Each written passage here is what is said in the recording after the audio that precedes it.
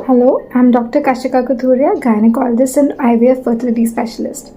आज मैं आपसे बात करूंगी IUI किन पेशेंट्स के लिए किया जाता है, यानी कि what are the indications of IUI और intrauterine insemination.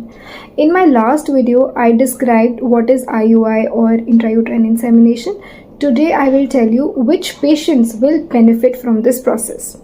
So first of all, if there is a mild abnormality in the semen parameters which is called as mild male factor infertility, यानी कि sperms में कुछ mild issues हैं, कुछ problems हैं, mild male factor infertility में ये एक beneficial treatment process है. उसके अलावा अगर कोई obvious infertility नहीं है लेकिन जो कपल है उनको कोई कॉइटल इश्यूज़ है, यानी कि रिलेशंस बनाने में कोई प्रॉब्लम है, वो फीमेल पार्टनर की तरफ से हो सकता है, यानी कि वैजिनिस्मस, या मेल पार्टनर को कोई इरेक्शन या इजैकुलेटरी प्रॉब्लम्स है, उन केसेस में IUI ट्रीटमेंट से प्रेगनेंसी हो सकती है. Apart from that, if there is cervical hostility यानी कि सर्वाइकल फैक्टर इनफर्टिलिटी, उन केसेस में भी IUI किया जा सकता है.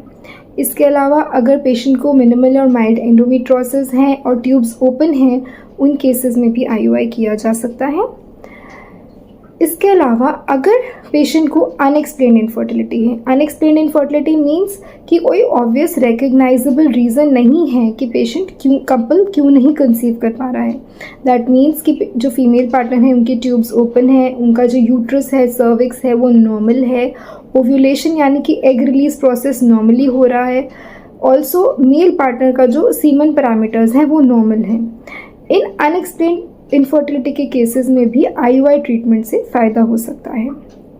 इन सब इंडिकेशंस के अलावा अगर कुछ ओव्यूलेटरी प्रॉब्लम्स है, यानी कि ओव्यूलेशन नहीं हो रहा है, लाइक PCOS पेशेंट्स, उन केसेस में हम ओव्यूलेशन इंडक्शन के साथ IUI कंबाइन कर सकते हैं. स्पेशली उन केसेस में जहाँ हम पहले से ओव्यूलेशन इंडक्शन यानी कि एग बनने का ट्रीटमेंट दे चुके हैं, फिर भी कपल प्रेग्नेंट नहीं हो पा रहे हैं, उन केसेस में हम ओव्यूलेशन इंडक्शन के साथ IUI कर सकते हैं.